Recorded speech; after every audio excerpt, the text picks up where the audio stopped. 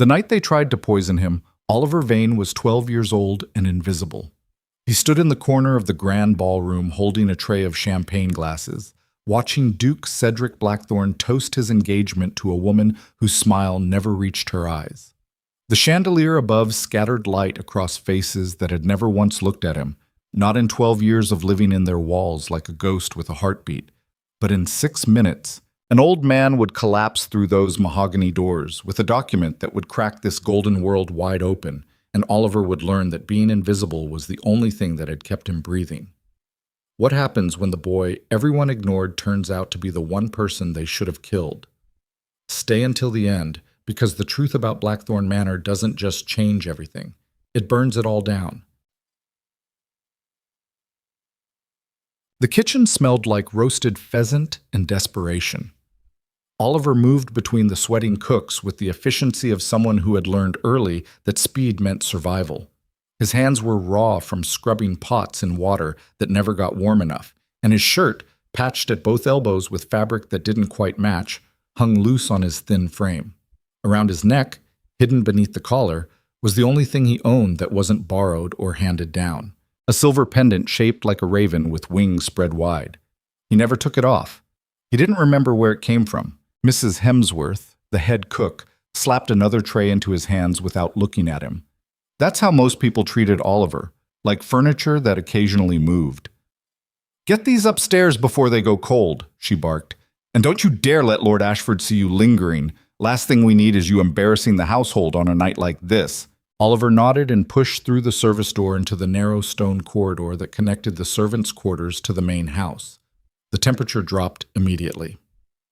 Blackthorn Manor was a sprawling estate built 2 centuries ago by a family that believed in intimidation through architecture. High ceilings, dark wood, portraits of dead men whose eyes followed you with silent judgment. Oliver had been raised in these halls, but he had never once felt like they belonged to him. They belonged to Duke Cedric Blackthorne, the current head of the family.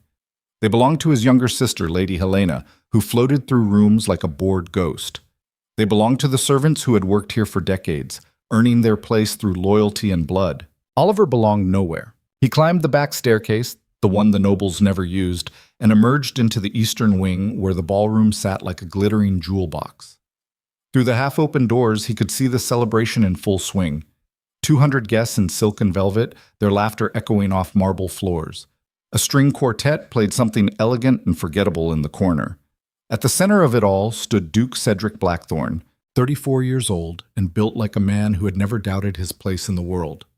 Tall, broad-shouldered. Dark hair swept back from a face that was handsome in the way statues were handsome, cold and perfect and entirely untouchable. Beside him stood his fiancée, Lady Vivian Ashcroft. She wore emerald green, and her blonde hair was pinned up in a style that probably cost more than Oliver would see in a year. She laughed at something Cedric said, her hand resting possessively on his arm, and Oliver felt something twist in his chest. Not jealousy, just the dull ache of knowing that people like Vivian lived in a world where happiness was something you could purchase. And people like Oliver lived in the spaces between floorboards, unnoticed and unimportant. He slipped into the ballroom and began circulating with the tray. No one looked at him. That was the rule. Servants were meant to be present but invisible, like air or wallpaper. He moved through clusters of conversation, catching fragments. "Did you hear the king might attend the wedding? Cedric's fortune has tripled since his brother died. Smart investments, they say.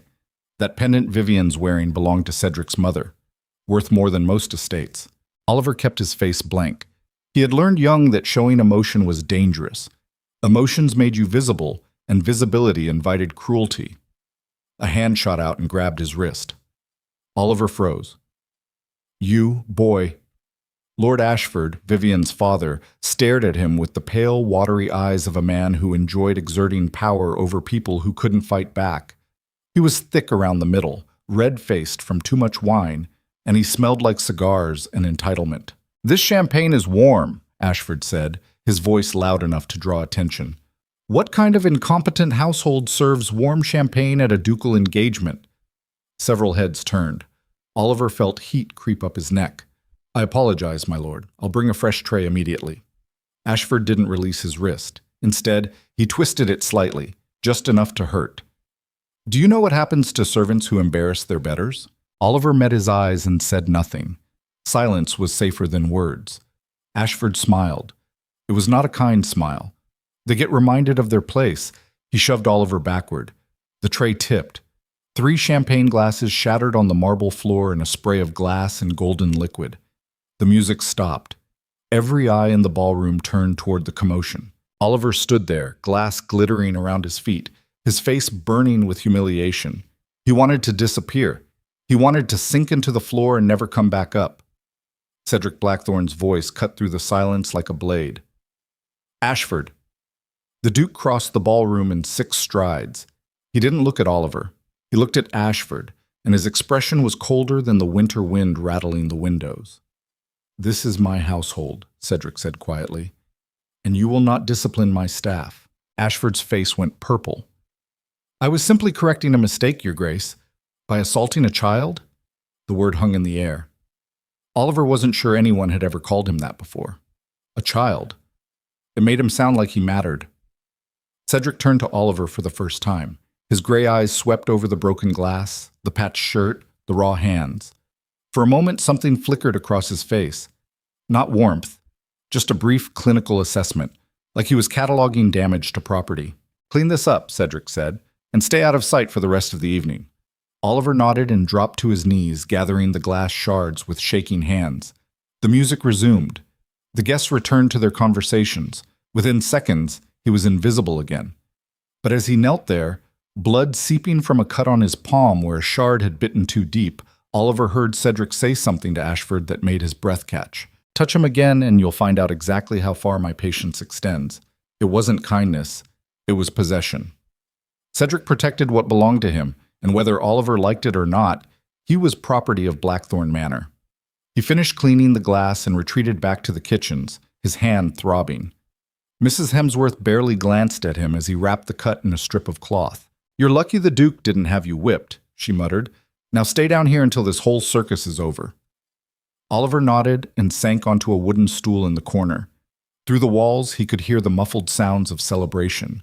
Laughter, music, the clinking of glasses. And then, a new sound, a crash, shouting. The kitchen door burst open and one of the footmen stumbled in, his face white. Get the doctor, now! Mrs. Hemsworth dropped her ladle. What happened? There's a man upstairs, collapsed in the foyer. He's dying. Oliver didn't think. He ran. The foyer was chaos. Guests crowded the edges of the space, whispering and craning their necks to see. In the center, sprawled on the black and white checkered floor, was an old man Oliver had never seen before.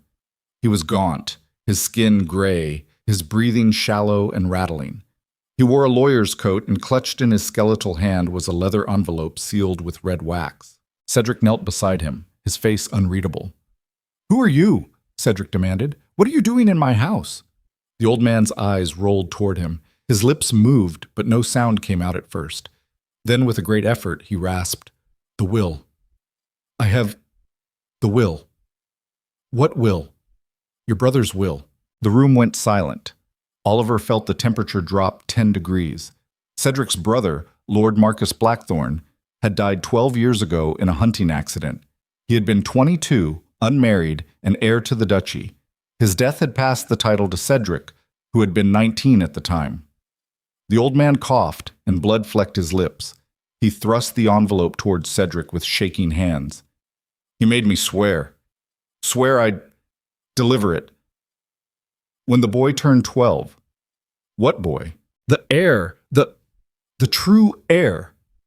Cedric's face went white. He snatched the envelope and broke the seal. His eyes scanned the document inside, and with each line his expression grew darker. Finally, he looked up, and his gaze swept the room until it landed on someone Oliver couldn't see. Where is the boy? Cedric's voice was barely a whisper.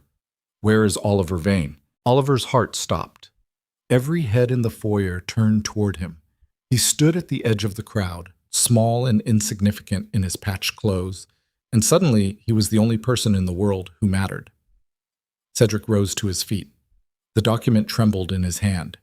According to this, Oliver said slowly, you are not a servant of this house. You are my nephew, the son of Marcus Blackthorne, the legitimate heir to the duchy. The words didn't make sense. They couldn't make sense. Oliver was nobody. He had always been nobody. But the way Cedric looked at him now, with something between horror and rage, told him that everything he thought he knew about his life was a lie. The old lawyer coughed again, and this time he didn't stop. Blood poured from his mouth. He collapsed backward, his eyes glazing over, and within seconds, he was dead.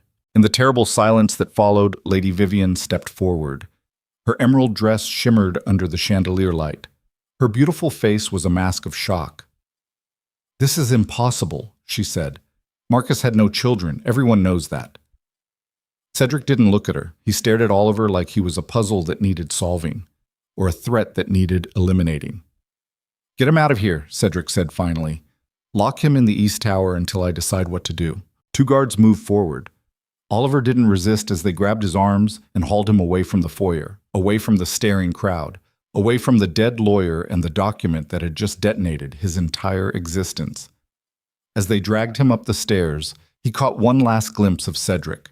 The Duke stood in the center of the foyer, surrounded by wealth and power and everything a man could want, and he looked like someone had just ripped the ground out from under him. Oliver understood the feeling. The East Tower was cold and empty. The guards shoved him inside a small room with a narrow bed and a single window that looked out over the frozen countryside. They didn't speak. They just locked the door and left him there. Oliver sat on the bed and pressed his bleeding hand against his chest. Beneath the fabric of his shirt, he felt the silver pendant, the raven with spread wings. For the first time in his life, he wondered if it had meant something all along.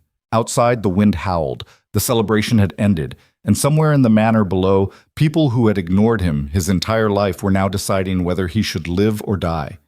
The lost heir was hidden no more, and the house of Blackthorn would never be the same. 3 hours passed before anyone came. Oliver spent the time staring out the window at the snow-covered grounds, his mind racing. The words kept echoing in his head. The son of Marcus Blackthorn, the legitimate heir. It didn't feel real. It felt like a story someone else was living, and he was just watching from the outside. But the fear was real. The fear was sharp and immediate, coiling in his chest like a living thing. If he really was the heir, then Cedric had been living a lie for 12 years. Cedric, who controlled the duchy. Cedric, who was about to marry into one of the wealthiest families in the kingdom. Cedric, who had everything to lose. And Oliver. Oliver had a silver pennant in a room with a locked door. Footsteps echoed in the corridor outside. The lock clicked. The door swung open. Cedric Blackthorn stood in the doorway, alone. He had removed his formal coat, and his white shirt was open at the collar. He looked exhausted, haunted, but his eyes were sharp and cold. He stepped inside and closed the door behind him. Oliver stood up slowly, his back pressed against the wall. He didn't know what to expect. Violence? Threats? A quiet murder disguised as an accident? Cedric crossed the room and stopped 3 feet away. He studied Oliver with the same clinical intensity he had used in the ballroom earlier. Cataloging. Assessing. "Do you know who your parents were?" Cedric asked. Oliver shook his head. "I was told they died when I was a baby, that I was taken in as an act of charity." "By whom?" "I don't know. Mrs. Hemsworth said the arrangements were made by someone in the family, but she never said who." Cedric's jaw tightened. He reached into his pocket and pulled out the document the lawyer had delivered. He unfolded it and held it up so Oliver could see. "This is my brother's will, written 2 weeks before he died. It states that he had a son, born in secret to a woman he loved but could never marry. He arranged for the child to be hidden in this house, raised as a servant until the boy turned 12. At that point, the truth was to be revealed, and the child would inherit everything." Oliver's legs felt weak. Why would he do that? Because he knew he was going to die. The words hung in the air like smoke. Oliver stared at Cedric, trying to understand. "What do you mean?" Cedric folded the document and slid it back into his pocket. His expression was unreadable. Marcus didn't die in a hunting accident. He was murdered, and whoever killed him wanted to make sure no heir could ever challenge the succession. "Then why didn't they kill me?" "Because they didn't know you existed," Cedric said. Marcus was careful. He hid you in the one place no one would ever look, in plain sight. Oliver's mind was spinning. If Marcus was murdered and you inherited, then... Cedric's eyes went flat and dangerous. Choose your next words very carefully. Oliver swallowed hard. He wasn't accusing Cedric of anything, but the implication was there, thick and suffocating between them. Cedric turned away and walked to the window. He stared out at the darkness beyond. I didn't kill my brother, he said quietly, but I've spent 12 years living the life he should have had, and now you show up, and everything I've built is suddenly conditional. He turned back to Oliver, and for the first time Oliver saw something other than coldness in his face. He saw exhaustion, bitterness, regret. I should have you killed, Cedric said. It would be easy. A fall from the tower, a fire in the night. No one would question it. You're still just a servant to them. Oliver's heart hammered in his chest, but he forced himself to stand still, to meet Cedric's gaze without flinching. Then why haven't you? Because I want to know the truth, Cedric said. I want to know who killed Marcus. And if you really are his son, then you're the only leverage I have to draw them out. Oliver felt a cold knot form in his stomach. You're going to use me as bait. Cedric didn't deny it. I'm going to announce tomorrow that I'm investigating the authenticity of the will, that I'm having it examined by legal experts. And while everyone is watching you, waiting to see if you're a threat, I'm going to find out who wanted Marcus dead. And what happens to me when you're done? Cedric's smile was thin and bitter. That depends on what we find. He walked to the door, then paused and looked back. One more thing. If you try to run, I will hunt you down. If you try to contact anyone outside this manor, I will know. You belong to me now, Oliver, just like you always have. He left. The lock clicked behind him. Oliver sank onto the bed, his hands shaking. He had spent 12 years being invisible, and now he was the most dangerous person in Blackthorn Manor. Because the moment people believed he was the true heir, he became a target. And somewhere in this house, a murderer was watching, waiting, planning their next move. The morning came cold and gray, the kind of dawn that felt like a warning. Oliver woke on the narrow bed in the east tower with his body stiff and his mind already racing. He hadn't slept more than an hour. Every time he closed his eyes, he saw Cedric's face in the doorway, heard the quiet threat in his voice. You belong to me now, just like you always have. The lock clicked. Oliver sat up fast, his heart kicking against his ribs. A woman stepped inside. She was maybe 25, dressed in a simple gray dress with her dark hair pulled back in a tight bun. She carried a tray with bread, cheese, and tea. Her face was carefully blank, but her eyes lingered on Oliver for a fraction too long. She set the tray on the small table by the window and turned to leave.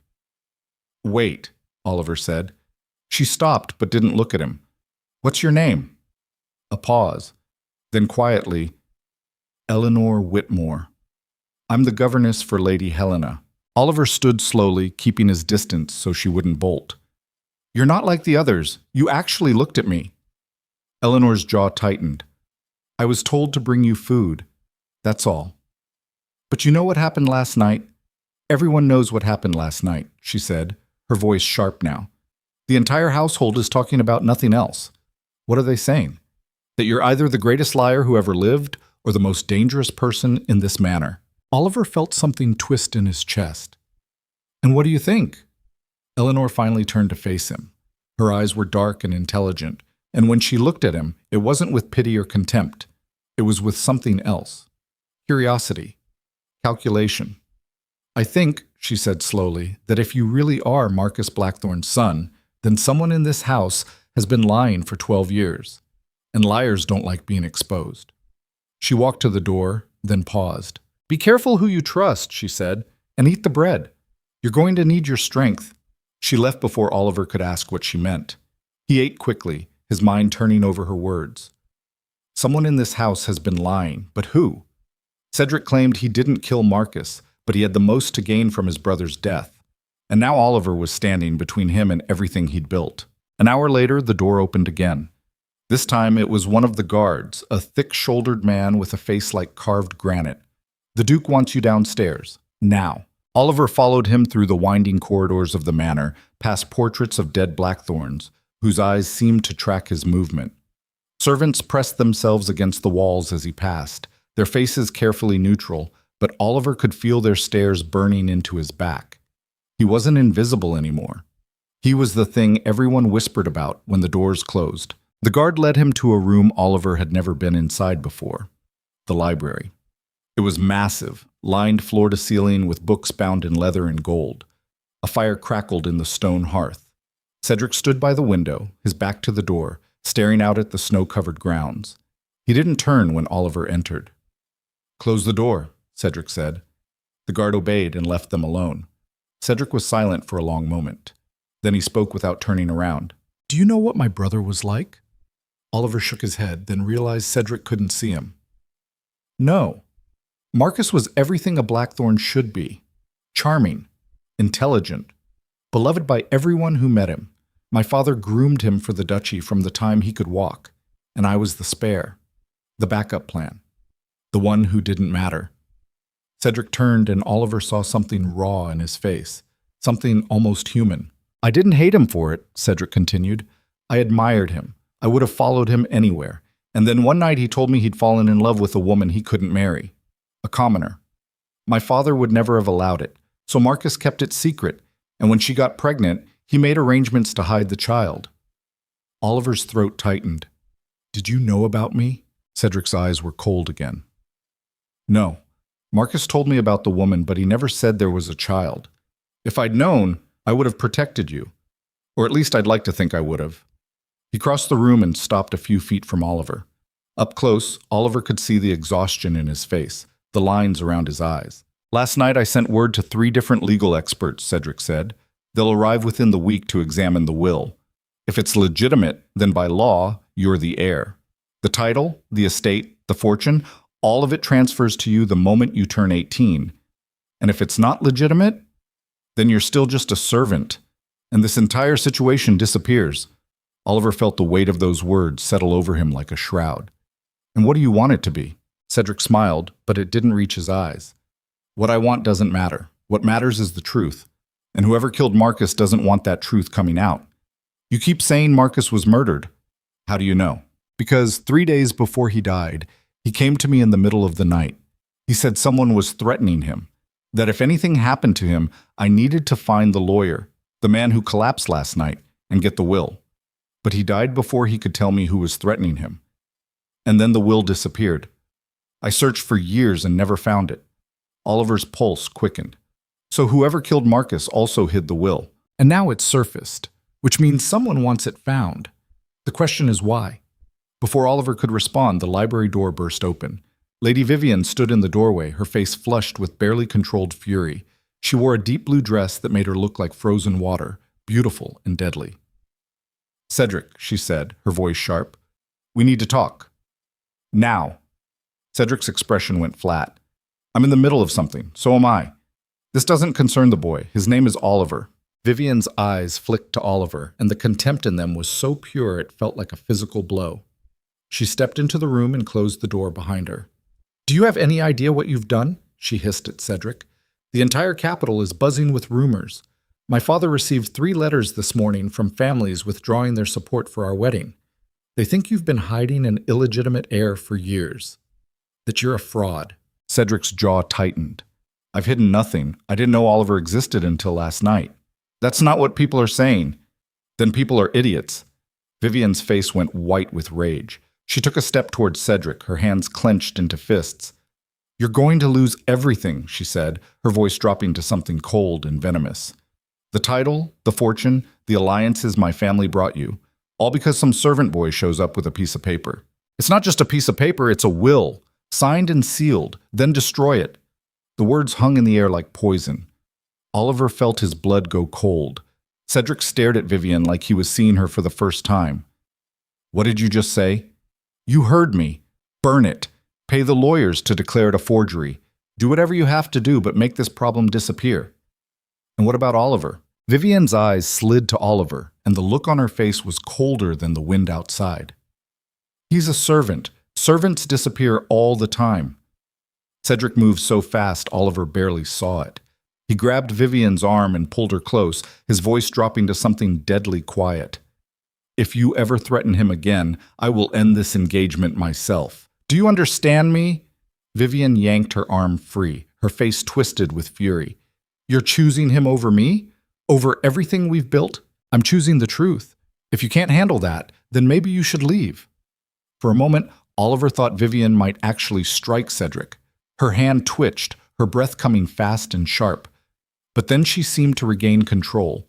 She smoothed her dress, lifted her chin, and forced a smile that was all teeth and no warmth. Fine, she said. Investigate the will. Dig up the past. But when this blows up in your face, don't come crying to me. She turned on her heel and stalked out, slamming the door behind her. Cedric stood there for a long moment, his shoulders rigid, his hands clenched. Then he exhaled slowly and turned back to Oliver. That, he said quietly, is what you're up against. People who see you as an obstacle. And obstacles have a way of disappearing. Oliver's throat was dry. What do I do? You stay alive and you help me figure out who killed Marcus. Why would I help you? Cedric's eyes were cold and calculating. Because right now, I'm the only thing standing between you and a dozen people who want you dead. You don't have allies, Oliver. You have me. And I'm not doing this out of kindness. I'm doing it because if you are Marcus's son, then he trusted me to protect you, and I failed him once. I won't do it again. There was something almost broken in the way he said it. Not sentiment, not love, just the grim determination of a man trying to fix something he'd let shatter years ago. The door opened again, and this time it was Eleanor. She looked between Cedric and Oliver, her expression carefully neutral. Your Grace, she said. Lady Helena requests your presence in the drawing room. Cedric sighed. Tell her I'll be there shortly. Eleanor nodded and turned to leave, but her eyes caught Oliver's for just a second. There was something in that look. A warning. A question. Cedric walked to the door, then stopped and glanced back at Oliver. Don't leave this room, and don't trust anyone. Not even me. He left. Oliver sank into one of the leather chairs by the fire, his mind spinning. The heat from the flames did nothing to chase away the cold lodged deep in his chest. He pulled the silver pendant from beneath his shirt and stared at the raven with its wings spread wide. If this really had belonged to his father, then Marcus Blackthorne had given it to him for a reason. A reminder. A message. But what? The door creaked open. Oliver looked up, expecting Cedric or one of the guards. It was Eleanor.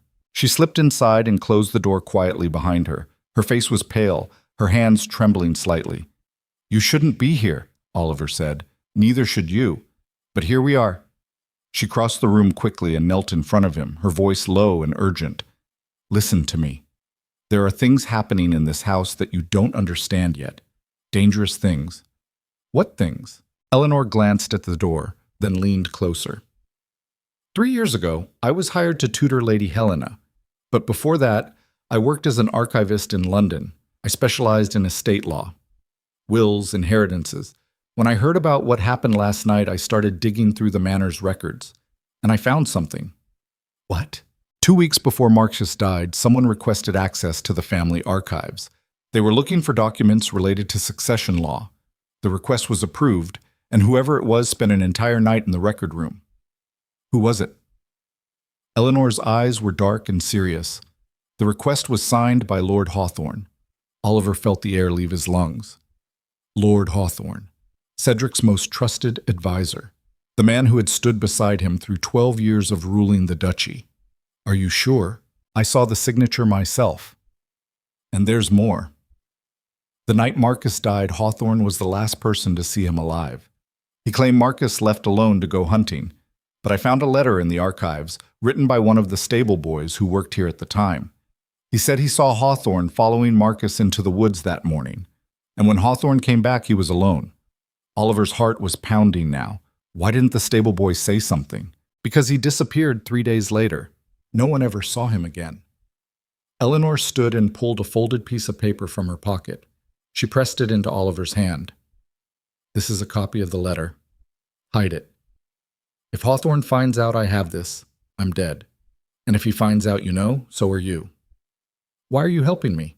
Eleanor's jaw tightened. Because I've spent 3 years in this house, watching people smile and lie and pretend everything is fine while the truth rots beneath the surface. If Marcus was murdered and his son was hidden away, then someone needs to answer for it, and maybe that person is Lord Hawthorne. She turned to leave, but Oliver grabbed her wrist. Wait, what do I do with this? Show it to Cedric, but be careful. Hawthorne has been by his side for over a decade. Cedric trusts him, and trust is a dangerous thing when it's been weaponized. She pulled free and slipped out of the room, leaving Oliver alone with the letter burning in his hand. He unfolded it slowly. The handwriting was shaky, like it had been written in a hurry, or in fear. I saw Lord Hawthorne follow Lord Marcus into the woods this morning. When Lord Marcus didn't come back, Lord Hawthorne said he never saw him. But I know what I saw. I'm writing this down in case something happens to me. If you're reading this, then I was right to be afraid. The letter wasn't signed. Oliver folded it carefully and slid it into his pocket. His hands were shaking. If Eleanor was right, then Cedric had been living beside his brother's murderer for 12 years. And that murderer now knew Oliver existed, which meant the clock was ticking. The door opened again, and this time it was Cedric. His face was grim. "We have a problem," he said. "Hawthorne just informed me that he's calling an emergency council meeting tonight. He's demanding that I publicly address the legitimacy of the will, and he's invited half the noble families in the region to attend." Oliver stood slowly, the letter burning against his chest. Why would he do that? Cedric's eyes were cold. Because he wants to force my hand. If I defend the will, I look like I'm trying to give away my title. If I denounce it, I look like I'm suppressing the truth. Either way, I lose. Or, Oliver said quietly, he's trying to smoke out anyone who might support me. Cedric studied him for a long moment. "You're smarter than you look. I've had 12 years to learn how to survive in a house full of people who wanted me invisible." Cedric's expression softened slightly. "That's going to serve you well, because tonight you're going to stand in front of every powerful person in this region, and they're going to decide whether you're a threat or a ghost. And what do I say? Nothing. You let me do the talking. Your job is to stay alive long enough for me to figure out who wants you dead." Oliver pulled the letter from his pocket and held it out. "I already know who it is." Cedric took the letter, his eyes scanned the words. And with each line, his face went colder and harder, until he looked like something carved from stone. When he finished, he looked up at Oliver, and for the first time there was something other than calculation in his eyes. There was rage. "Where did you get this?" "Eleanor Whitmore. She found it in the archives." Cedric folded the letter carefully and slid it into his pocket. His hands were steady, but Oliver could see the tension in his jaw, the way his breathing had gone shallow and controlled. "If this is true," Cedric said quietly, "then Hawthorne has been lying to me for 12 years. And tonight, he's going to try to finish what he started." Oliver felt his stomach drop. "What do you mean?" Cedric walked to the window and stared out at the darkening sky. "The council meeting isn't just a political move, it's a trap. Hawthorne knows I can't defend you without looking weak, and he knows I can't denounce you without looking guilty, so he's going to use the chaos to make you disappear. An accident, a fall, a poisoned glass of wine, and by the time anyone realizes what happened, you'll be dead, and the will won't matter anymore. Then we don't go." Cedric turned and his smile was bitter and sharp. "If we don't go, it looks like we're hiding something. And that's as good as a confession. No. We go. We walk into the trap, and we turn it back on him." "How?" Cedric's eyes gleamed with something dark and dangerous. "By making sure everyone in that room knows exactly what's at stake. And by making Hawthorne show his hand." He crossed the room and stopped in front of Oliver. His voice dropped to something low and deadly serious. "Tonight, you're going to stand beside me in front of 200 people who want to tear you apart. You're going to look them in the eye and show them you're not afraid.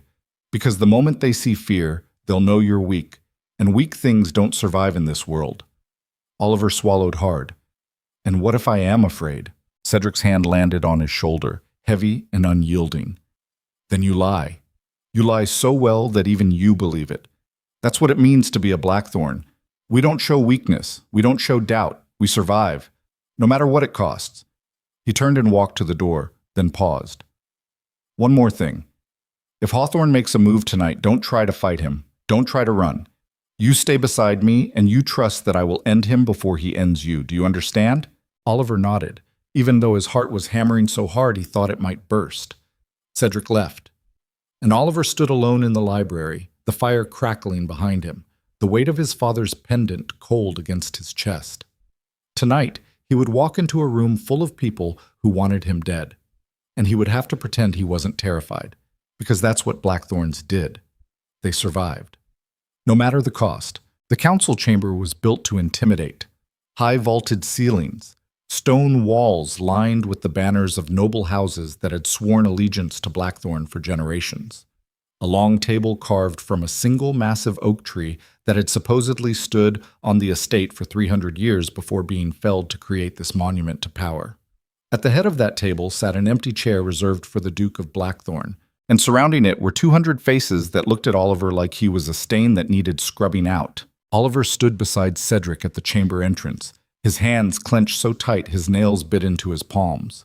He wore clothes that had been hastily altered to fit him, a simple black coat and white shirt that marked him as neither servant nor noble, but something undefined and therefore dangerous. The silver pendant hung beneath his collar, hidden but present, a weight against his chest that reminded him he wasn't supposed to be here at all. Cedric's hand landed on his shoulder, brief, controlled, a reminder more than reassurance. Stay close, say nothing, and whatever happens, don't let them see you break.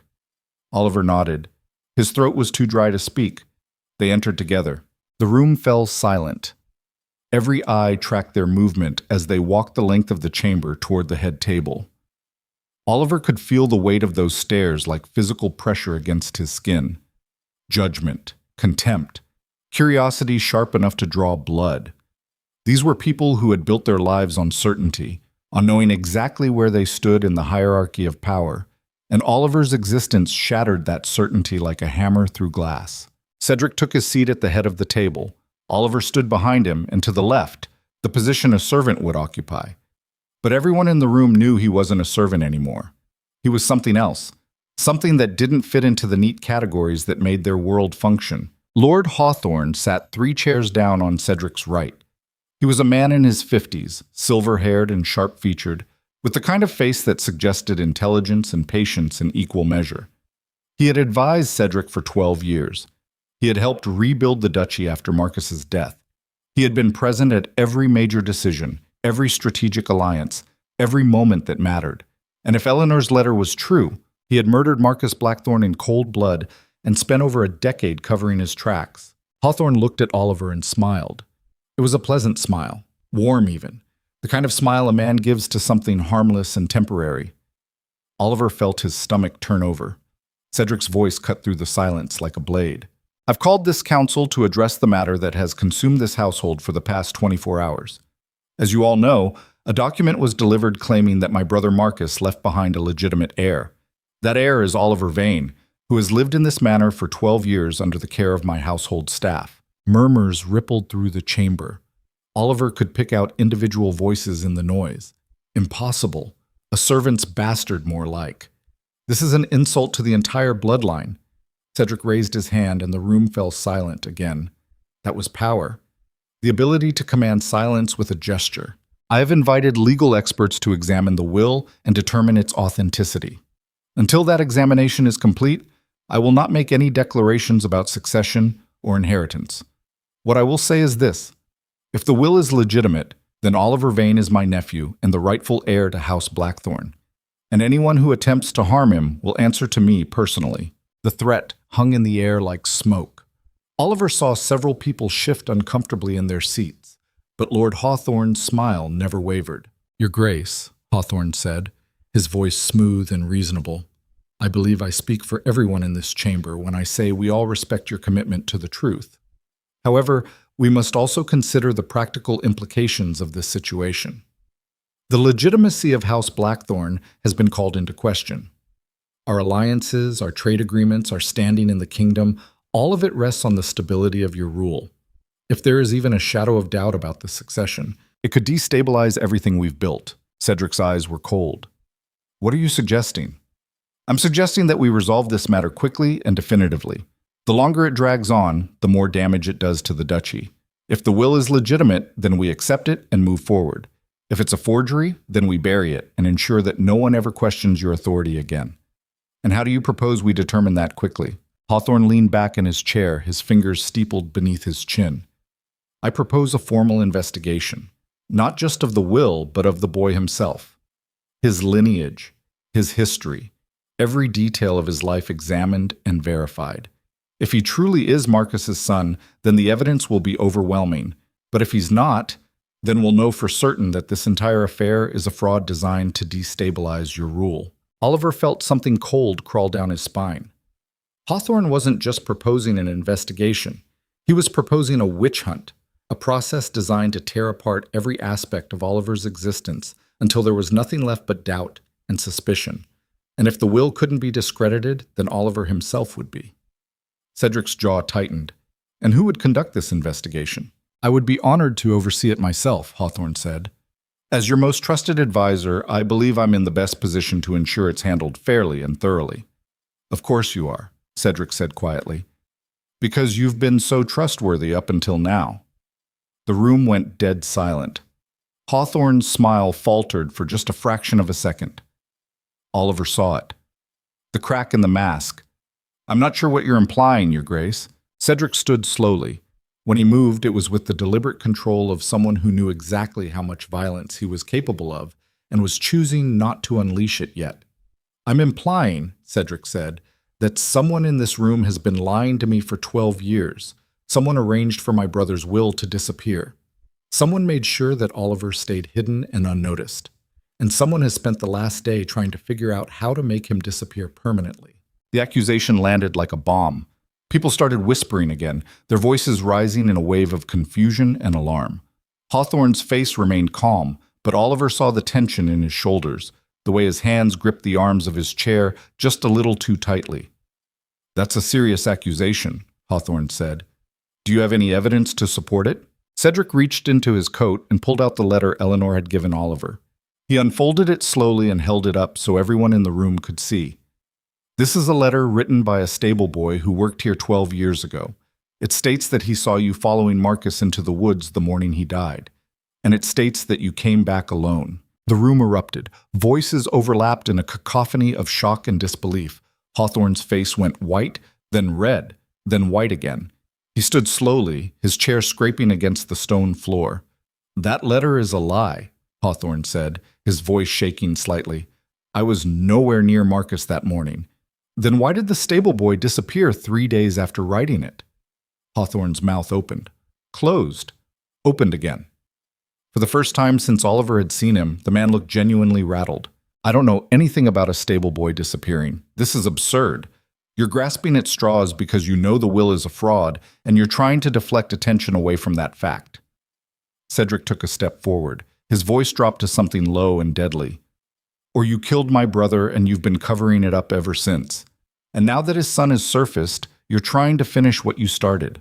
Hawthorne's face twisted with rage. He slammed his hand down on the table hard enough to make the wood shudder. I served your family for over 20 years. I stood beside you when your brother died. I helped you rebuild this duchy from nothing. And this is how you repay me? By accusing me of murder based on a letter written by some nameless servant who probably couldn't even read? The room was in chaos now. People were shouting over each other, some demanding evidence, others calling for Hawthorne's arrest, still others insisting the whole thing was a conspiracy to undermine the nobility. Oliver stood frozen, his heart hammering, watching the careful order of the world collapse into violence and noise. And then Lady Vivian stood up. She had been sitting near the back of the chamber, quiet until now. But when she rose, the room began to settle. People turned to look at her. She commanded attention the way certain people always did, not through force but through presence. She wore black and her blonde hair was pulled back severely, making her look like a blade wrapped in silk. Enough, she said. Her voice wasn't loud, but it cut through the noise like a bell. This is getting us nowhere. You're tearing each other apart based on hearsay and accusations, and meanwhile the real question remains unanswered. Cedric turned to her, his expression guarded. And what question is that? Vivian's eyes moved to Oliver. They were cold and blue and utterly devoid of sympathy. Whether this boy is actually Marcus's son. Because if he's not, then everything else is irrelevant. The will doesn't matter. Hawthorne's alleged involvement doesn't matter. None of it matters unless we can prove beyond doubt that Oliver Vane has Blackthorn blood in his veins. Oliver felt every eye in the room shift to him. The weight of their scrutiny was suffocating. And how do you propose we prove that? Cedric asked. Vivienne smiled. It was the smile of someone who had been waiting for this moment. Blood doesn't lie, she said. There are tests. Medical examinations that can determine lineage with reasonable accuracy. If Oliver is truly Marcus's son, then his blood will show markers consistent with the Blackthorn line. And if it doesn't, then we'll know for certain that this entire affair is a fraud. The room began to murmur in agreement. Oliver saw heads nodding, people exchanging glances. It was a reasonable suggestion, logical, fair even, which meant it was dangerous in ways Oliver didn't fully understand yet.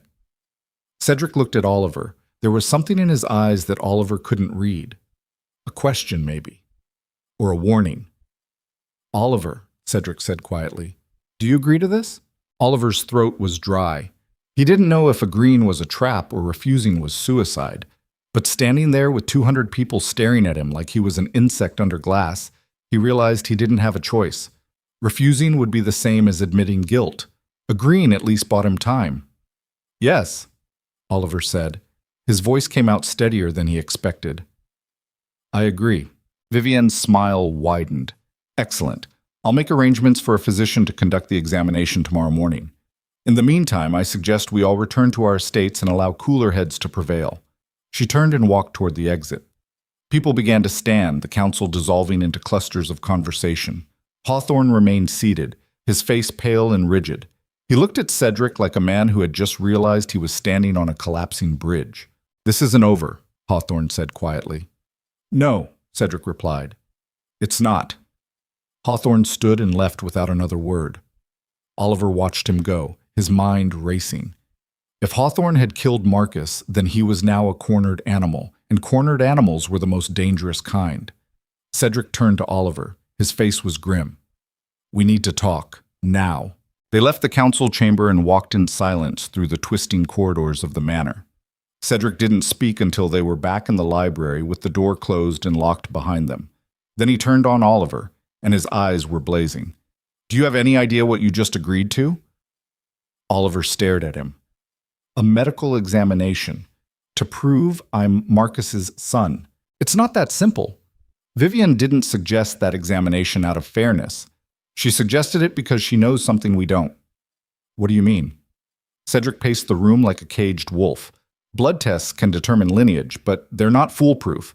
And if someone wanted to manipulate the results, it would be easy. A bribed physician, a switched sample, a forged report. Vivienne is smart enough to know that, which means she's already arranged for the test to fail. Oliver felt his stomach drop. So no matter what the test shows, it will say, I'm not a Blackthorn. And when that happens, the council will demand your immediate removal. They'll call the will a forgery. And you'll be lucky if they just throw you out. More likely they'll accuse you of fraud and conspiracy, and you'll end up in a cell. Or worse. Oliver's legs felt weak. He sank into a chair, his mind spinning. So what do we do? Cedric stopped pacing and looked at him. For a long moment, he said nothing. Then he pulled a small wooden box from a drawer in the desk and set it on the table between them. This, Cedric said quietly, belonged to Marcus. I kept it after he died. I've never opened it, but I think it's time. He lifted the lid. Inside was a collection of letters tied with a ribbon, a small leather journal, and a locket. Cedric picked up the locket and opened it. Inside were 2 miniature portraits. One was a young man with dark hair and gray eyes that looked exactly like Cedric. The other was a woman with auburn hair and a gentle smile. That's Marcus, Cedric said, pointing to the man. And that's your mother. Oliver stared at the portrait. He had never seen his mother's face before. She looked kind, sad, like she had known something terrible was coming and had accepted it. Her name was Anna, Cedric continued. She was a seamstress in the village. Marcus met her when he was 20 and fell in love almost immediately. But my father would never have allowed the marriage, so Marcus kept it secret. And when she got pregnant, he arranged for her to leave the estate. She died giving birth to you. Oliver felt something crack inside his chest. She died because of me. She died because the world wouldn't let her live the life she wanted. That's not your fault. That's the fault of people like my father who believed blood and titles mattered more than love. Cedric closed the locket and set it down. He picked up the journal and flipped through it. His eyes scanned the pages, and with each one, his expression grew darker. Finally, he stopped on a page near the end. His hands were shaking slightly. "Listen to this," Cedric said. He read aloud, his voice tight with barely controlled rage. "Someone knows about Anna and the child. I received a letter today demanding I renounce my claim to the duchy, or they'll expose the truth. They said if I refuse, they'll make sure neither I nor my son survive to threaten the succession.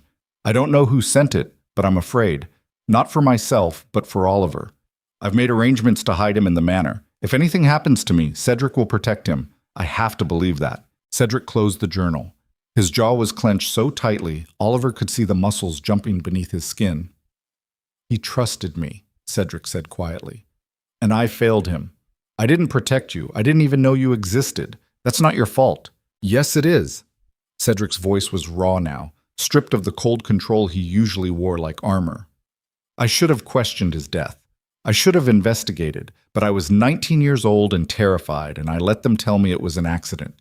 And for 12 years you lived in this house like a ghost, because I was too much of a coward to ask the right questions." Oliver didn't know what to say.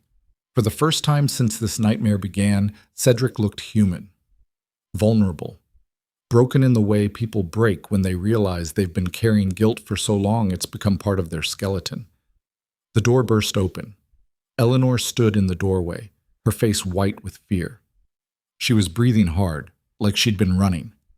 "You need to leave," she said, "both of you, right now." Cedric stood. "What's wrong?" "I was in the servants' quarters. I overheard Lord Hawthorne talking to two of his men. They're planning to kill Oliver tonight. They're going to make it look like he tried to escape and fell from the tower." Oliver's blood went cold. "When?" Cedric demanded. "Within the hour. They're waiting for the household to settle for the night. Hawthorne said he can't risk the blood test. If there's even a chance it proves Oliver is legitimate, it's over for him." Cedric's face went hard. He crossed to the desk and pulled open a drawer. Inside was a pistol. He checked the chamber, then slid it into his coat. "Where's Hawthorne now?" "In his study. But his men are stationed outside the tower. You can't go that way. Then we go through the servants' passages." "Eleanor, can you get us to the stables without being seen?" "Yes, but what then?" Cedric looked at Oliver. "Then we disappear. Both of us. Until I can figure out a way to expose Hawthorne without getting us both killed." Oliver stood slowly. His mind was racing. Running meant abandoning everything. It meant living as a fugitive, but staying meant dying. Those were the only choices left. They moved fast. Eleanor led them through a maze of hidden corridors and narrow staircases that Oliver had never known existed. The walls were stone and damp, and the air smelled like mildew and old secrets. They descended deeper into the manor, past rooms that had been sealed for decades, until finally they emerged into a tunnel that led toward the stables. Eleanor stopped at the tunnel entrance and turned to Cedric. "There are horses ready. Take the black mare. She's the fastest. And take this." She pulled a small leather pouch from her pocket and pressed it into Cedric's hand. "Money. Enough to get you to London, maybe farther if you're careful." Cedric stared at her. "Why are you doing this?" "Because someone needs to. And because I'm tired of watching good people die while monsters go unpunished." She turned to Oliver. Her eyes were fierce and sad at the same time. "Survive," she said. "That's all that matters now. Just survive." Then she turned and disappeared back into the tunnel. Cedric grabbed Oliver's arm and pulled him forward. They ran through the darkness, their footsteps echoing off stone. Oliver's lungs burned, his legs ached. But he didn't stop. Stopping meant dying. They burst out of the tunnel into the cold night air. The stables were just ahead, dark and silent. Cedric moved toward them, his hand on the pistol in his coat, and then a voice cut through the darkness. "Going somewhere, Your Grace?" Lord Hawthorne stepped out from behind the stable doors. He wasn't alone. 6 men stood with him, all armed with swords and pistols. They formed a semicircle, blocking the only exit. Hawthorne smiled. It was the same pleasant smile he'd worn in the council chamber. But now it looked like something carved from ice. "I have to admit I'm impressed," Hawthorne said. "You figured it out faster than I expected. But then again, you always were sharper than Marcus. He was too trusting, too soft. That's why he was so easy to kill." Cedric's hand tightened on the pistol. "You confess it then. You murdered my brother. I did what was necessary. Marcus was going to ruin everything. A commoner's bastard inheriting the duchy? It would have destroyed our standing in the kingdom. The other noble houses would have seen it as weakness, so I made sure the problem went away. And the stable boy who saw you? Unfortunate collateral damage, just like Oliver will be. Hawthorne drew his sword. The blade gleamed in the moonlight. Kill the boy, Hawthorne said to his men, but leave Cedric alive. He's going to watch. And then he's going to spend the rest of his life knowing he failed his brother twice. The men moved forward. Cedric pulled the pistol from his coat and fired. The shot echoed across the grounds like thunder. One of Hawthorne's men dropped, clutching his shoulder. The others hesitated. Cedric grabbed Oliver and shoved him toward the stable doors. Run! Oliver ran. Behind him, he heard the clash of steel. Shouting. Another gunshot. He burst into the stables and grabbed the reins of the black mare Eleanor had prepared. His hands were shaking so badly he could barely hold them. He hauled himself into the saddle and kicked the horse into motion. The mare shot out of the stables like a bolt of lightning. Oliver clung to her neck, his heart hammering. Behind him, he heard Cedric's voice shouting something he couldn't make out, and then more gunfire. Oliver didn't look back. He rode hard into the darkness, the cold wind tearing at his face, the sound of violence fading behind him. He rode until his arms ached and his lungs screamed, and the manor was nothing but a distant glow on the horizon. And then, finally, he stopped. He sat there in the middle of the frozen countryside, shaking and breathless, and realized he was completely alone. No Cedric, no Eleanor. No one. Just him and the night, and the terrible knowledge that everything he thought he understood about survival had just been torn apart. Because survival wasn't about staying invisible anymore. It was about becoming something else entirely. Something harder. Something capable of fighting back.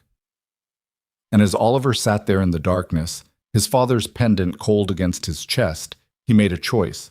He wasn't running anymore. He was going back. And when he did, Lord Hawthorne was going to learn what happened when you tried to erase a blackthorn from existence. You created a monster instead. Oliver rode through the darkness until his body went numb, and the black mare beneath him began to stumble from exhaustion. The frozen countryside stretched endlessly in every direction, broken only by skeletal trees and snowdrifts that glowed pale under the moonlight. His mind raced faster than the horse's hooves, replaying the last few minutes over and over. The gunshots, Cedric's voice shouting for him to run, the clash of steel behind him as he fled like a coward into the night. He pulled the mare to a halt beside a cluster of bare oak trees and slid from the saddle. His legs nearly buckled when his feet hit the ground. The cold bit through his coat like teeth, sharp and merciless, but he barely felt it.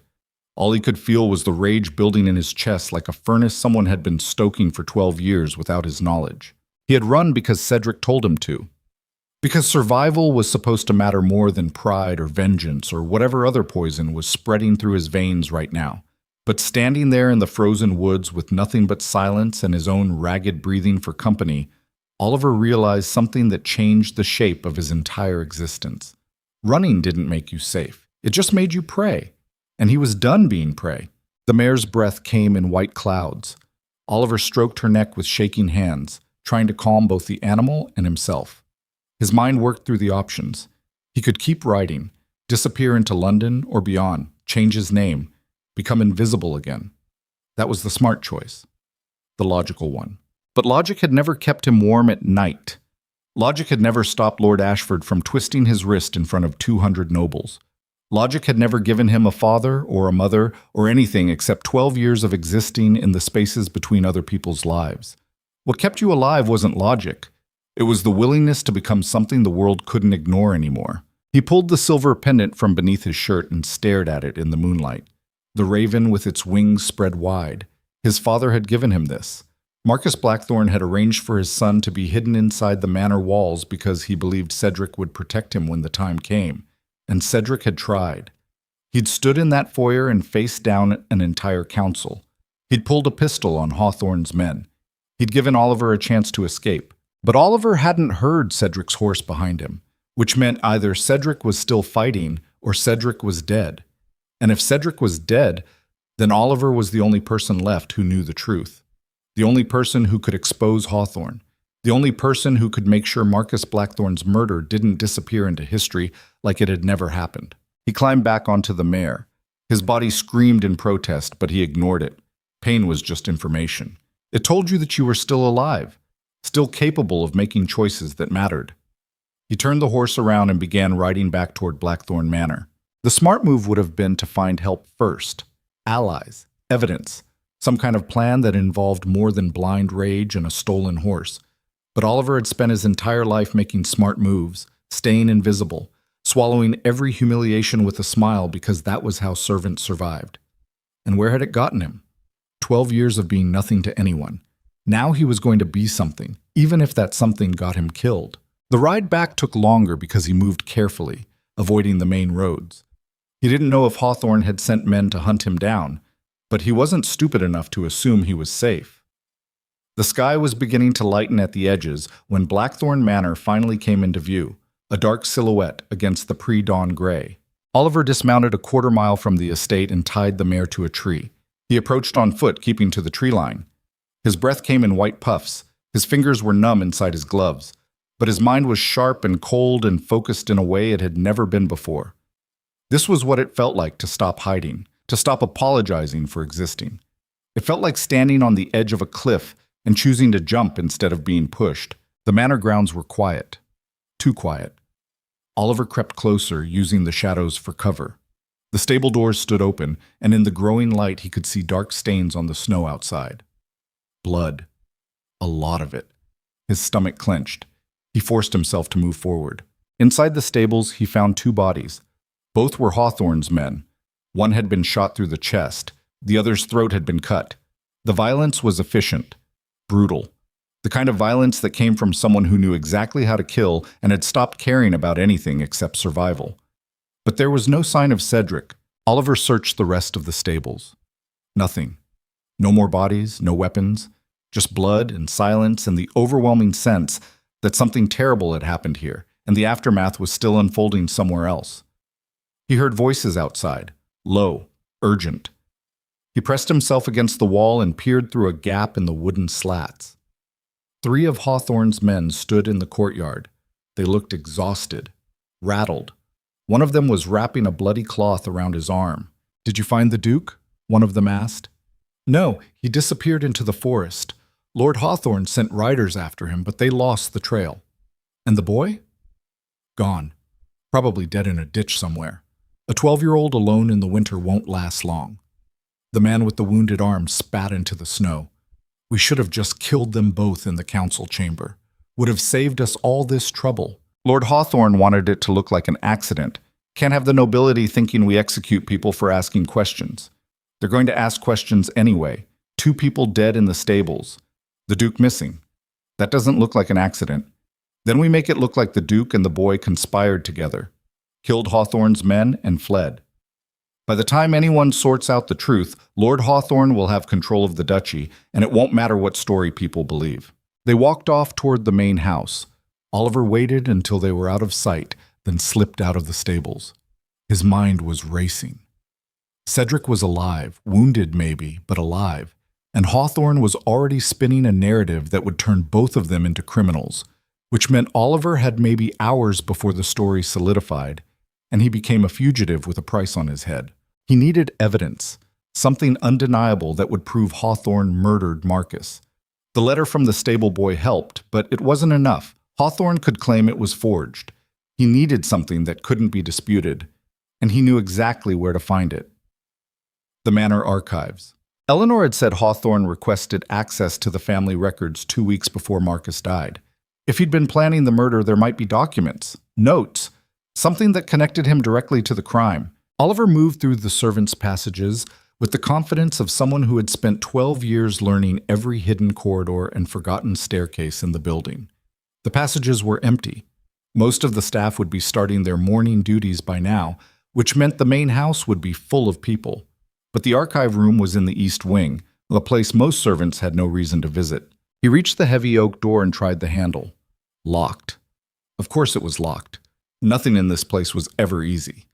He pulled a thin piece of metal from his pocket, a tool he'd fashioned years ago for picking the locks on pantry doors when he was hungry and Mrs. Hemsworth wasn't looking. His hands shook as he worked the mechanism. It took 3 attempts before the lock clicked open. Inside, the archive room was exactly as cold and unwelcoming as he'd expected. Shelves lined every wall, packed with leather-bound ledgers and rolled documents that smelled like dust and old secrets. A single window let in weak morning light. Oliver began searching. He didn't know exactly what he was looking for, but he knew it would be here. Men like Hawthorne were careful. They documented things. They kept records because power required proof, and proof required paper. He found it an hour later, hidden inside a ledger marked Household Expenses, which was exactly the kind of boring title that ensured nobody would ever open it. Inside were letters, not the careful official correspondence that filled the rest of the archives. These were personal, private, and devastating. The first was dated 2 weeks before Marcus died. It was written in Hawthorne's hand. Oliver recognized the careful script from years of delivering his correspondence. Lord Marcus has become a liability. His attachment to the commoner woman and the child threatens the stability of House Blackthorne. The other noble families are already whispering about weakness in the bloodline. If this continues, we will lose our standing in the kingdom. I have attempted to reason with him, but he refuses to see sense. More permanent measures may be required. The second letter was dated 3 days before the murder. I have secured the cooperation of 2 men willing to arrange an accident during the hunt. The payment will be substantial, but necessary. Once Marcus is gone, Cedric will inherit. He is young and inexperienced, easily guided. The duchy will remain stable, and the child will pose no threat as long as he remains hidden. Oliver's hand shook as he read. This was it. The proof. Written in Hawthorne's own hand, an admission of conspiracy to commit murder. The door behind him burst open. Oliver spun around. Lord Hawthorne stood in the doorway, flanked by 4 armed men. His face was calm, almost serene, like he'd been expecting this. I knew you'd come back, Hawthorne said. You're too much like your father, too stubborn to know when you're beaten. Oliver backed away, clutching the letters. These prove you killed him. Everyone will know. Hawthorne smiled. Who will you show them to? Cedric is gone, hiding somewhere in the forest like a wounded animal. The council believes you're both criminals who murdered my men. And even if you could reach someone in authority, do you really think they'd believe a servant boy over a lord who served this family for 20 years? Oliver's back hit the shelves. There was nowhere left to go. You're going to die here, Hawthorne said, and it will look like you broke into the archives to destroy evidence of your fraud. A tragic end to a sad little story. He nodded to his men. They moved forward, drawing their swords. Oliver did the only thing he could think of. He ran, not toward the door. That was blocked. Instead, he ran deeper into the archive room, weaving between the shelves. Behind him, he heard shouting. The crash of furniture being overturned. He grabbed a heavy ledger and hurled it backward. It struck one of the men in the face and bought Oliver 3 seconds. He spotted a second door at the back of the room, half hidden behind a shelf. He threw himself at it. The wood was old and gave way with a crack. He tumbled through into another corridor, scrambled to his feet, and kept running. The men were right behind him. Oliver could hear their boots hammering against stone. His lungs burned. His legs felt like they were made of lead. But he didn't stop. Stopping meant dying, and he wasn't done yet. He burst through a doorway and found himself in the main hall. Servants scattered at the sight of him, their faces shocked. Oliver sprinted across the marble floor, still clutching the letters. Behind him, Hawthorne's men poured into the hall. "Stop him!" Hawthorne's voice echoed off the high ceiling. "He's a thief and a murderer!" Oliver hit the front doors and threw them open. Cold air slammed into his face. He ran down the steps and into the courtyard. The winter sun was fully up now, turning the snow a blinding white. And standing in the center of that courtyard, bloodied and exhausted but very much alive, was Cedric Blackthorne. He was surrounded by a dozen armed men. Not Hawthorne's men. These wore the colors of House Whitmore, Eleanor's family. Cedric's eyes locked onto Oliver. There was blood on his face and his left arm hung at an awkward angle. But when he saw Oliver, something fierce and almost proud flickered across his expression. Behind Oliver, Hawthorne emerged from the manor with his men. He stopped when he saw Cedric. For the first time, his calm mask cracked. He looked genuinely surprised. "You should be dead," Hawthorne said. Cedric smiled. It was a terrible smile, sharp and cold and full of barely controlled violence. "I'm harder to kill than you thought. Turns out running through a forest while bleeding changes your priorities, makes you realize what actually matters." He gestured to the Whitmore soldiers. "Eleanor sent word to her family last night, told them everything. They arrived an hour ago with enough men to make sure you can't talk your way out of this." Hawthorne's hand moved to his sword. "You think a dozen soldiers will stop me? I've spent 20 years building alliances. I control half the noble houses in this region." "You controlled them," Cedric corrected. Past tense. "Because Oliver has something you didn't count on." All eyes turned to Oliver. He stood there, breathing hard, clutching the letters against his chest. He felt the weight of every gaze. The servants watching from the windows. The soldiers forming a perimeter. Hawthorne's men tensed and ready for violence. This was the moment. The choice that would define everything that came after. Oliver walked forward slowly. His legs shook, but he kept moving. He crossed the courtyard until he stood beside Cedric. Then he held up the letters so everyone could see. "These are written in Lord Hawthorne's hand," Oliver said. His voice came out steadier than he expected. "They prove he conspired to murder Marcus Blackthorne, that he arranged for the assassination to look like a hunting accident, and that he spent 12 years covering it up." "You're lying," Hawthorne snarled. "Those are forgeries." "Then let the council examine them. Let the experts compare the handwriting to your official correspondence. If they're forgeries, it will be obvious." Hawthorne's face went white, then red. His hand tightened on his sword. "I've given my life to this family. Everything I did was to protect House Blackthorne from weakness, from the scandal of a common-born heir. And this is how you repay me? By believing the lies of a servant boy?" Cedric took a step forward. His voice was quiet, but it carried across the courtyard like a blade. "You didn't protect my family. You destroyed it. You murdered my brother. You hid his son. You spent 12 years lying to my face, and when the truth finally came out, you tried to kill the only person left who could expose you." Hawthorne drew his sword. The steel rang in the morning air. "Then I'll finish what I started." He lunged at Oliver.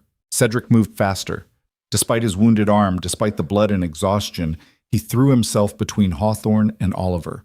Their swords met with a clash that sent sparks flying. The courtyard erupted into chaos. Hawthorne's men charged forward. The Whitmore soldiers met them with a roar. Steel rang against steel. Men shouted and screamed. Oliver stumbled backward, still clutching the letters. A Hawthorne soldier swung at him. Oliver ducked. The blade whistled over his head. Then Eleanor was there, appearing out of nowhere with a riding crop in her hand. She lashed it across the soldier's face. He howled and fell back. "Get inside," she shouted at Oliver. "Protect those letters. They're the only proof we have." Oliver ran.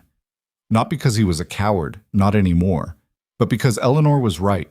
The letters were everything. Without them, this was just more violence with no meaning behind it. He reached the manor steps and turned back. In the center of the courtyard, Cedric and Hawthorne fought like men who had been waiting 12 years for this moment. Cedric was injured and slower, but he fought with the grim determination of someone who had finally found something worth dying for. Hawthorne was faster, his movements precise and controlled, but there was desperation in his eyes now. The knowledge that he'd lost and was trying to kill his way back to victory. Their swords clashed again and again. Cedric blocked a thrust aimed at his throat, twisted his blade, and drove his elbow into Hawthorne's face. Blood exploded from Hawthorne's nose. He staggered back, then came forward with a wild swing that Cedric barely parried. "You should have killed me when you had the chance," Cedric said through gritted teeth.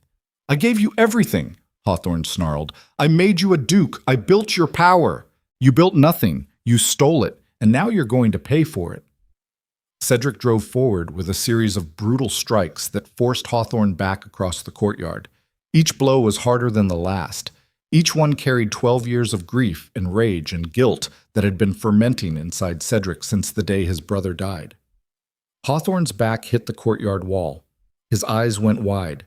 Cedric raised his sword. "This is for Marcus." And then the world exploded. A gunshot rang out. Cedric jerked sideways. Blood bloomed across his shoulder. He collapsed to his knees, his sword clattering on the stones. Oliver's heart stopped. Lady Vivian stood at the manor entrance, a smoking pistol in her hand. Her face was cold and beautiful and utterly devoid of mercy. "Enough," she said. This has gone on long enough. She walked down the steps into the courtyard. The fighting around them began to slow as people realized what had just happened. Soldiers on both sides lowered their weapons, staring at the woman who had just shot the Duke of Blackthorn. Vivian stopped beside Hawthorne and helped him to his feet. The gesture made everything horrifyingly clear. They had been working together all along. "You really thought you could expose him?" Vivian said, her voice dripping with contempt. "Lord Hawthorne has served my family's interests for years. We've built alliances together, fortunes together. Did you honestly believe I would let some servant boy and a washed-up duke destroy everything we've accomplished?" She raised the pistol and pointed it at Oliver. "Give me the letters." Oliver's hands tightened on the documents. His mind raced. If he gave them up, it was over. Hawthorne and Vivian would burn them, and everything Marcus died for would disappear. But if he refused, she would shoot him where he stood. Cedric groaned and tried to push himself upright. Blood poured from his shoulder. His face was gray with pain. "Oliver," he said. His voice was weak but urgent. "Don't give them to her, no matter what happens. Don't give them up." Vivian cocked the pistol. The sound was very loud in the sudden silence. "Last chance," she said. Oliver looked at her, then at Hawthorne, then at Cedric bleeding on the stones, and finally at Eleanor, who stood frozen halfway across the courtyard, her face white with horror. This was the moment everything changed. Not because Oliver was brave or heroic or any of the things people told stories about, but because he had spent 12 years being invisible, and invisibility was a kind of death, and he would rather die visibly, fighting for something that mattered, than live forever as a ghost in someone else's house. He held the letters tighter and met Vivian's eyes. "No." Her finger tightened on the trigger, and the sound that came next would echo through Blackthorn Manor for the rest of history. The gunshot never came. Instead, the pistol flew from Vivian's hand as Eleanor's riding crop lashed across her wrist with a crack that echoed through the courtyard. Vivian screamed, clutching her arm. The pistol clattered on the stones. Eleanor stood there, breathing hard, her face no longer carrying the careful neutrality of a governess, but something wild and furious that had been building for years. She had spent 3 years watching these people smile and lie and destroy anything that threatened their perfect world, and she was done being quiet about it. Vivian lunged at her. Eleanor sidestepped and brought the riding crop down across Vivian's back. The blonde woman collapsed to her knees, gasping. The Whitmore soldiers surged forward, surrounding Hawthorne and Vivian before either could reach for a weapon. Steel pressed against throats. Hands were wrenched behind backs. The fighting stopped as quickly as it had started, replaced by a tense silence broken only by ragged breathing and the soft sound of blood dripping onto snow. Oliver stood frozen on the manor steps, still clutching the letters. His entire body shook. He had been ready to die. He had looked into Vivian's eyes and accepted that this was how it ended. But Eleanor had changed the ending. She had rewritten it with violence and courage and a riding crop. Cedric groaned and pushed himself upright with his good arm. His face was gray and slick with sweat. Blood soaked through his shirt and coat, spreading in a dark stain that looked black in the morning light. But his eyes were clear, focused. He looked at Oliver, and something passed between them that didn't need words. An understanding. A recognition that they had both survived something that should have killed them. Eleanor crossed the courtyard and knelt beside Cedric. Her hands moved quickly, tearing strips from her dress to bind his shoulder. Her movements were efficient, practiced, like she had done this before. "You need a doctor," she said. "I need those letters authenticated first. After that, I don't care if I bleed out on these stones." "You're not bleeding out anywhere," Eleanor said sharply. "You're going to survive this because too many people have already died and I'm not adding you to the list." Cedric smiled. It was weak, but genuine. "You're terrifying when you're angry. I've been angry for 3 years. You're just now noticing." One of the Whitmore soldiers approached and saluted. "Captain Marcus Whitmore, sir. Eleanor's brother." He was a lean man with dark eyes that looked exactly like his sister's. His uniform was spotless despite the violence. "What are your orders, Your Grace?" Cedric struggled to his feet with Eleanor's help. He swayed but stayed upright through sheer will. He looked at Hawthorne and Vivian, both held at sword point, their faces twisted with rage and fear. "Take them to the cells below the manor," Cedric said. "Postguards. No one speaks to them without my permission. And send riders to the capital. I want the king's magistrate here within 3 days. This goes beyond estate law now. This is murder, conspiracy, treason against the crown. Captain Whitmore nodded and gestured to his men. They hauled Hawthorne and Vivian to their feet. Hawthorne didn't struggle. He just stared at Cedric with something that looked almost like disappointment. "You were supposed to be easy to control," Hawthorne said quietly. "Young, inexperienced, grateful for guidance. I made you everything you are." Cedric's expression was cold and empty. "You made me a liar.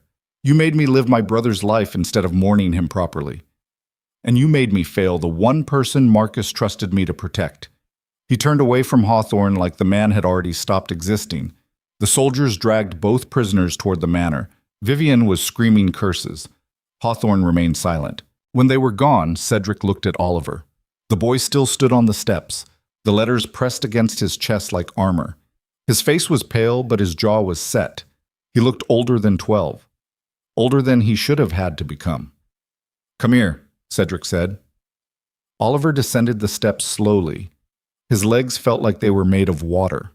When he reached Cedric, the Duke extended his good hand. Oliver stared at it for a moment, not quite believing this was real. Then he took it. Cedric's grip was firm, despite the blood loss. He looked Oliver in the eye, and there was something in his expression that Oliver had never seen directed at him before. Respect. "You saved my life," Cedric said. "You came back when you should have run. You chose to fight instead of hide. That took more courage than I've shown in 12 years. Oliver swallowed hard. His throat felt tight. "I just did what Marcus would have wanted." "No!" Cedric's voice was quiet, but absolute. "You did what Oliver Vane wanted, and that's more important than anything Marcus or I or anyone else could have planned for you." He released Oliver's hand and turned to address the crowd that had gathered. Servants filled the manor windows. Guards lined the courtyard walls. Word would spread through the estate within the hour, through the region within a day, through the kingdom within a week. What happened here would become legend or scandal, depending on who told the story. Cedric raised his voice so everyone could hear. 12 years ago, my brother Marcus Blackthorne was murdered by a man I trusted. A man who spent over a decade lying to my face while pretending to serve this family. He arranged for Marcus's son to be hidden inside these walls, raised as a servant, forgotten by everyone except the ghosts who walk these halls at night. That son is Oliver Vane, and by law, by blood, and by every measure of justice that matters, he is the rightful heir to House Blackthorne. The crowd erupted into whispers. Cedric held up his hand and they fell silent again. "I will not contest his claim. I will not fight for a title that was never mine to begin with.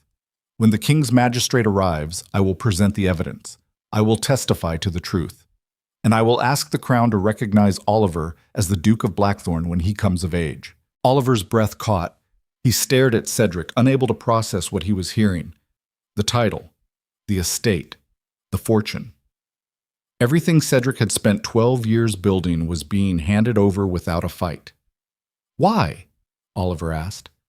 His voice was barely a whisper. Cedric looked at him.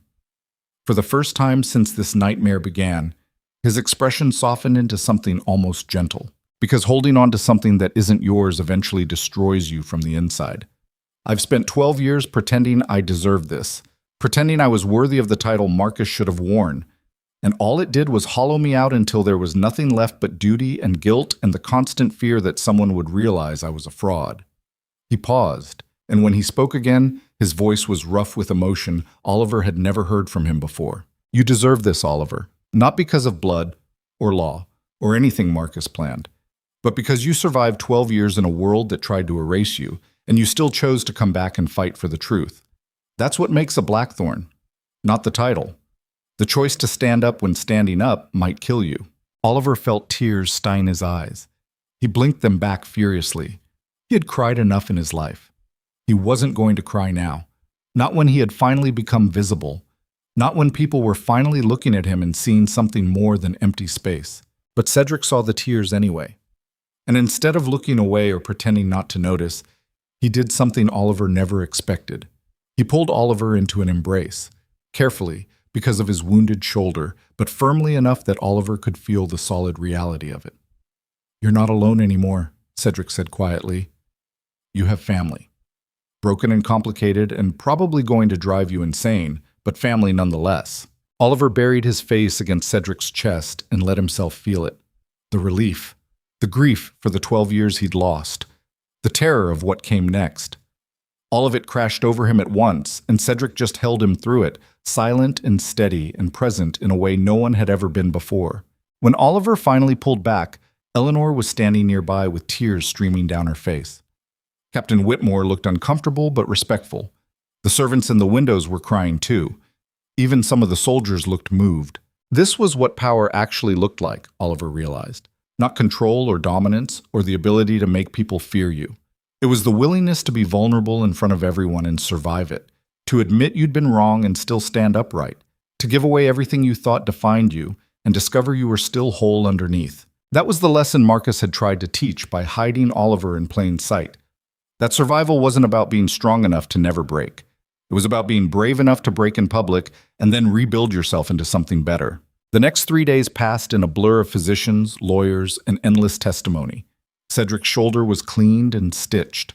The wound was deep but not fatal.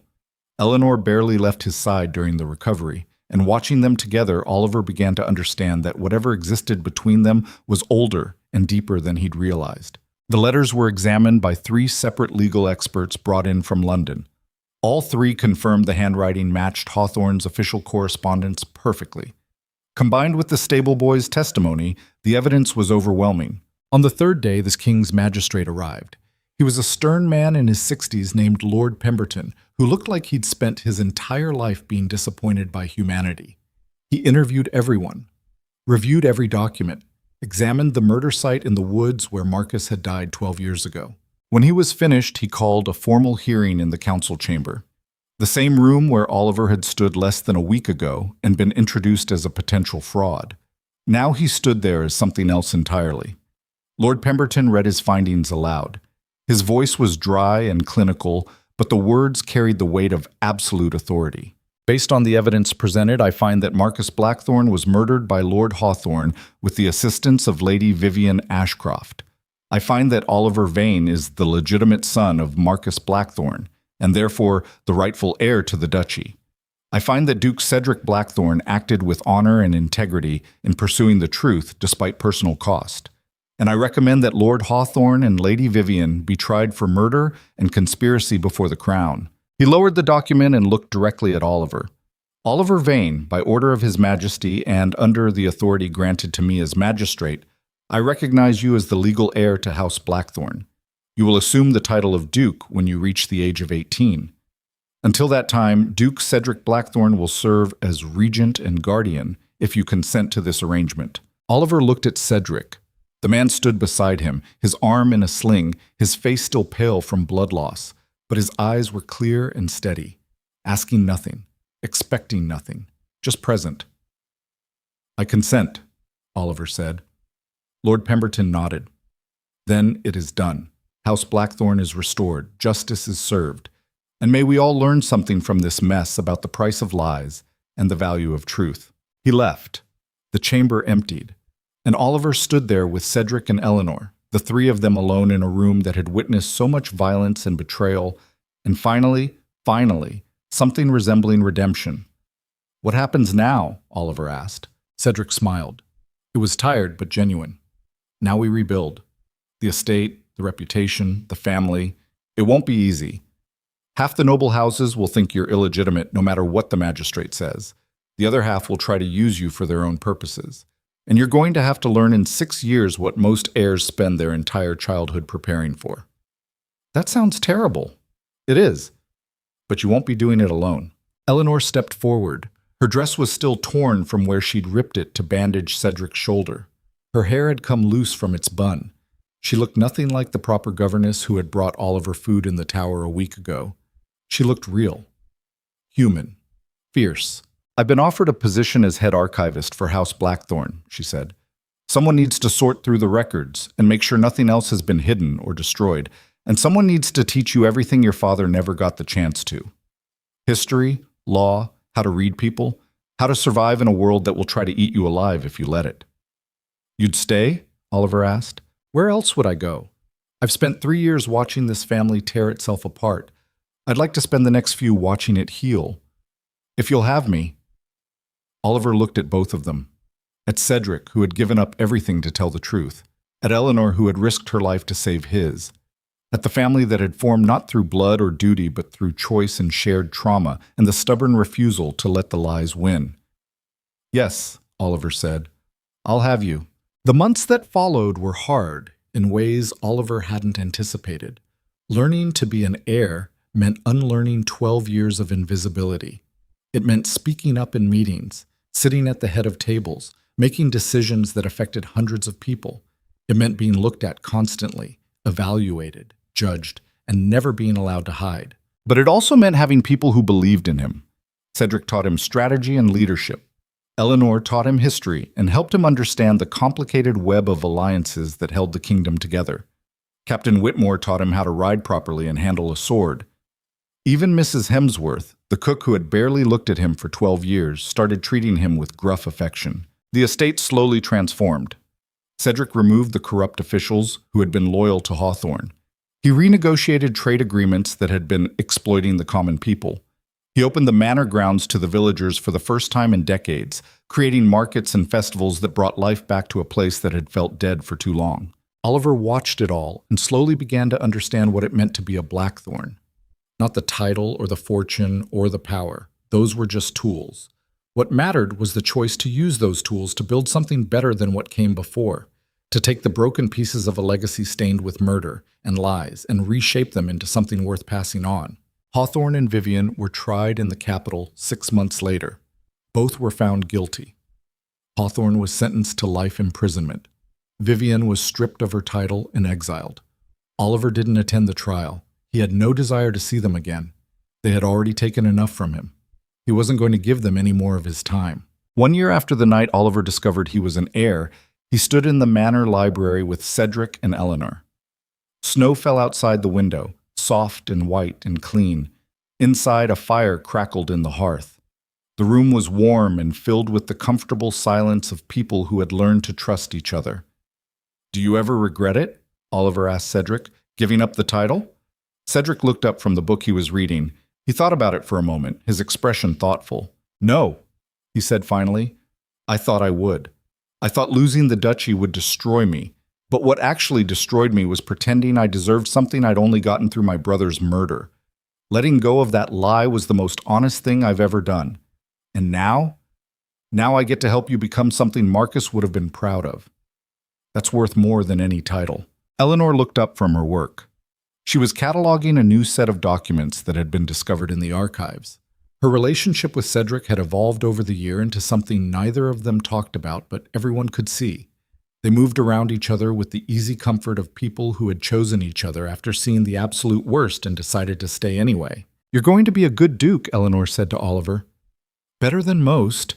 You've already survived things that would have broken someone who grew up with power handed to them."